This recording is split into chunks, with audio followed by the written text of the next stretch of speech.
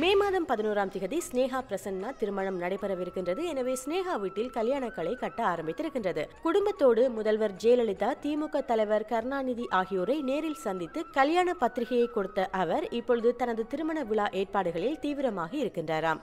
ஸ்னேகா பிரசன்னா திருமணத்தை 4 நாள் விழாவாக கொண்டாட இருக்கின்றார்களாம். முதலில் ஸ்னேகா தனது சக நடிகர் நடிகைகள் மற்றும் நட்பு வட்டாரத்திற்கு மட்டும் ஸ்பெஷல் பார்ட்டி ஒன்றை வீட்டிலேயே கொடுத்து அசத்த இருக்கின்றாராம்.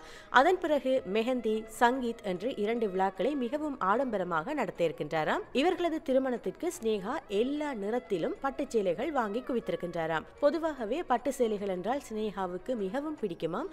அவருக்கு பொருத்தமான ஆடையும் கூட என்று பலரும் கூறுகின்றார்கள். காஞ்சிபுரத்திற்கு தானே நேரடியாக சென்று முகூர்த்த பட்டுப்புடவையை வாங்கியிருக்கின்றாராம் ஸ்னேகா. இது மட்டுமல்லாமல் பிரசன்னா பிராமண குடும்பத்தைச் சேர்ந்தவராம். இதனால் 2 முறைகளில் ஸ்னேகா பிரசன்னா திருமணம் நடக்க இருக்கின்றது. இதில் ஸ்னேகாவின் நாயுடு முறைப்படியும் பின்னர் பிராமண முறைப்படியும் திருமணம் நடைபெற இருக்கின்றதாம். பிராமண முறைப்படி நடைபெறும் திருமணத்தின் போது மடிசார் கட்ட இருக்கின்றாராம் ஸ்னேகா. காக்ரா உடையிலும் திருமண நாளில் உலாவர இருக்கின்றாராம் நடிகை ஸ்னேகா. இந்த ஆடை அலங்காரம் அனைத்தையும் டிசைன் செய்திருப்பது அவரது அக்கா தானாம்.